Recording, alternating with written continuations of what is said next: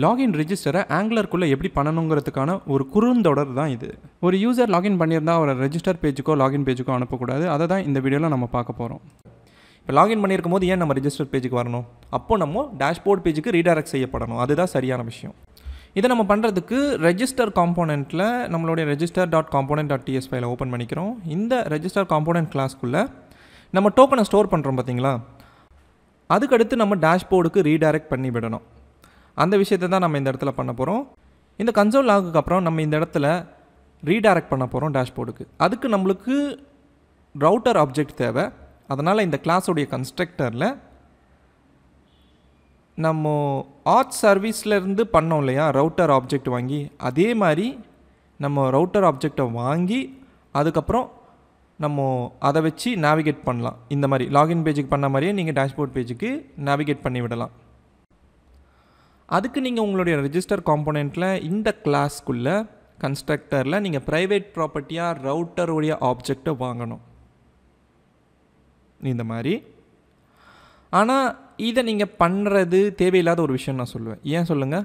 ஏன்னா இந்த ரெஜிஸ்டர் நடந்து முடிஞ்ச பிறகு நம்ம இந்த இடத்துல ரீடைரக்ட் பண்ணுறோம் கரெக்டாக. இதே விஷயத்தை தான் நம்ம லாகின் காம்போனெண்ட்லேயும் பண்ண போகிறோம்.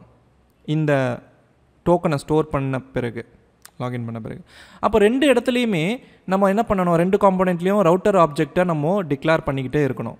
அதுக்கு பதிலாக நம்ம இந்த ஆத் சர்வீஸ்க்குள்ளே புதுசாக ஒரு ஃபங்க்ஷனை உருவாக்கிடலாம்.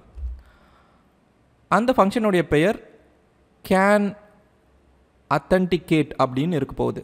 ஏன்னா இந்த தடவை நம்ம செக் பண்ண போகிறது அத்தன்டிகேட் பண்ணலாமா வேணாமா, அதாவது லாகின் அல்லது ரெஜிஸ்டர் பண்ண முடியுமான்ற ஒரு சோதனை. இந்த ஃபங்க்ஷனை இங்கே உருவாக்கிட்ட பிறகு இந்த ஃபங்க்ஷனை நம்ம இந்த ரெஜிஸ்டர் காம்போனெண்ட்டில் இருக்கிற டோக்கனை பதிவு பண்ண பிறகு இந்த ஆத் சர்வீஸோடைய ஆப்ஜெக்ட் மூலமாக, அதாவது திஸ் ஆப்ஜெக்ட்லேருந்து இந்த ஃபங்க்ஷனை கால் பண்ணிக்கலாம்.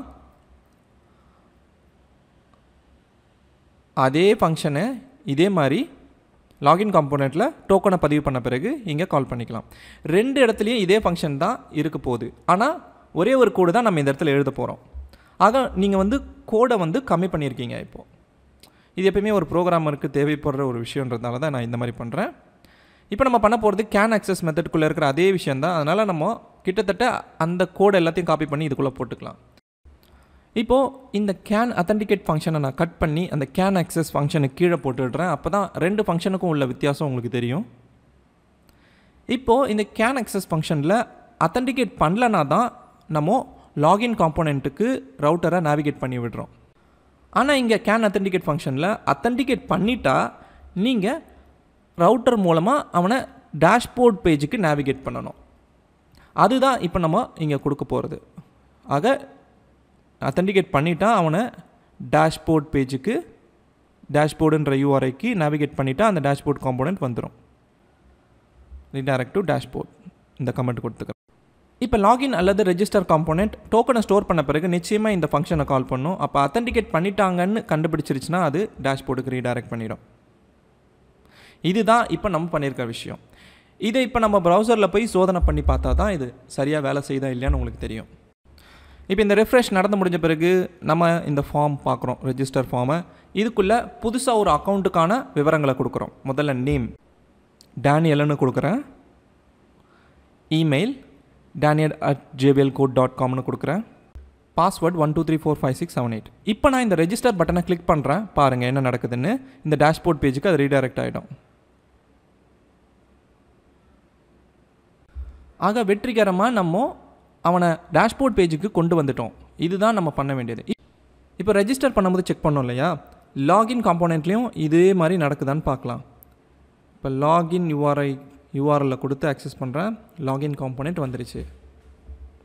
இப்போது நம்ம க்ரியேட் பண்ண அந்த daniel@jblcode.comன்ற அக்கௌண்ட்டை லாகின் பண்ணி பார்க்கலாம். லாகின் பட்டன் கிளிக் பண்ணுறேன். இப்போ டேஷ்போர்ட் பேஜுக்கு போகணும். வெற்றிகரமாக வந்துருச்சு. இப்போ நம்ம நினச்சதெல்லாம் நடந்துருச்சு. ஆனால் ஒரே ஒரு விஷயம் இன்னுமே நடக்காமல் இருக்குது. என்னதான் அவனை டோக்கனை ஸ்டோர் பண்ண பிறகு நம்ம டேஷ்போர்ட் பேஜுக்கு ரீடைரக்ட் பண்ண விட்டாலும் இங்கே மேலே நான் ரெஜிஸ்டர் யூஆர்எல் அக்சஸ் பண்ணும்போது ரெஜிஸ்டர் பேஜ் எனக்கு தெரியுது. இது தெரியக்கூடாது. ஏன்னா இவன் தான் லாகின் பண்ணிட்டான்ல. ரெஜிஸ்டரோ அல்லது லாகின் பேஜோ நிச்சயமாக இவனுக்கு தெரியக்கூடாது. இவன் லாகின் பண்ணியிருக்கானா இல்லையான்றது மேலே இருக்கிற அந்த நேவிகேஷன் பார் லிங்க்ஸை பார்த்தாலே உங்களுக்கு தெரிஞ்சிடும். அப்போ நம்ம பண்ண வேண்டியது என்ன? நம்ம இந்த லாகின் பேஜையும் ரெஜிஸ்டர் பேஜையும் லாகின் பண்ணவனுக்கு ஆக்சஸ் பண்ண விடக்கூடாது. அதை பண்ணுறது ரொம்ப சுலபமான ஒரு விஷயம். ஏன்னா ஏற்கனவே நம்ம வேலையை முடிச்சிட்டோம். திரும்ப எடிட்டருக்குள்ளே வரும். இந்த லாகின் காம்போனண்ட்டில் டோக்கனை பதிவு பண்ண பிறகு நம்ம ஒரு ஃபங்க்ஷனை கால் பண்ணுறோம்ல ஆத் சர்வீஸ்குள்ளேருந்து, அதாவது இந்த கேன் அத்தன்டிகேட் அப்படின்ற இந்த ஃபங்க்ஷன். இந்த ஃபங்க்ஷன் என்ன பண்ணுது, அத்தன்டிகேட் பண்ணியிருந்தா அவனை டேஷ்போர்டுக்கு நேவிகேட் பண்ணி விடுது. இதே ஃபங்க்ஷனை நம்ம லாகின் காம்போனண்ட் எப்போல்லாம் லோட் செய்யப்படுதோ அப்போல்லாம் கால் பண்ணால் இது நிச்சயமாக டேஷ்போர்ட் பேஜுக்கு அவனை நேவிகேட் பண்ணி விட்டுருமா? அதுதான் இப்போது நம்ம பண்ண போகிற வேலை. இதையே நம்ம ரெஜிஸ்டர் காம்போனண்ட் லோட் ஆகுது இல்லையா, இந்த ng on initன்னு ஒரு ஃபங்க்ஷன் நிச்சயமாக எல்லா ஆங்குலர் காம்போனண்ட்லேயும் உங்களுக்கு இருக்கும். இது ஒரு காம்போனண்ட் தொடங்கும் போது நிச்சயமாக கால் செய்யப்பட வேண்டிய ஒரு ஃபங்க்ஷன். அதுக்குள்ளே நம்ம இந்த ஃபங்க்ஷனை கொடுத்துட்றோம். இதே விஷயத்தை தான் நம்ம லாகின் காம்போனண்ட்டோடைய ng on init அப்படின்ற ஃபங்க்ஷன்லேயும் கொடுத்துட்றோம். இப்போ ரெண்டு காம்போனண்ட்லேயும் ஒரு காம்போனண்ட் தொடங்கும் போது நிச்சயமாக இந்த கேன் அத்தன்டிகேட் மெத்தட் கால் செய்யப்படும். இப்போ இந்த ஆங்குலர் கம்பைல் ஆகி முடித்த பிறகு பாருங்கள், இந்த பேஜுக்குள்ளே அது நிற்காது, நேரடியாக அது டேஷ்போர்ட் பேஜுக்கு வந்துடும். பார்த்தீங்களா? ஏன்னா அத்தன்டிகேட் பண்ணோன்னா டேஷ்போர்ட் ஃபுல்ல ரீடைரக்ட் பண்ணுற கண்டிஷன் வேலை செய்யுது. இப்போ ரெஜிஸ்டர் பேஜை நான் ஆக்சஸ் பண்ணணும்னு நினைக்கிறேன். பார்த்தீங்கன்னா எனக்கு அது ஆக்சஸ் ஆகாது, திரும்ப ஒரு டேஷ்போர்ட் பேஜுக்கு தான் வருது அது. பார்த்தீங்களா? இதே தான் வந்து லாகின் பேஜுக்கும். ஆக ரெண்டு காம்போனண்ட்லேயும் நம்ம தொடங்கும் போது இந்த கண்டிஷனை செக் பண்ணுறதால அவன் டேஷ்போர்ட் பேஜுக்கு தான் கொண்டு செல்லப்படுவான். இந்த லாகின் அல்லது ரெஜிஸ்டர் பேஜுக்குள்ளே நிற்க மாட்டான்.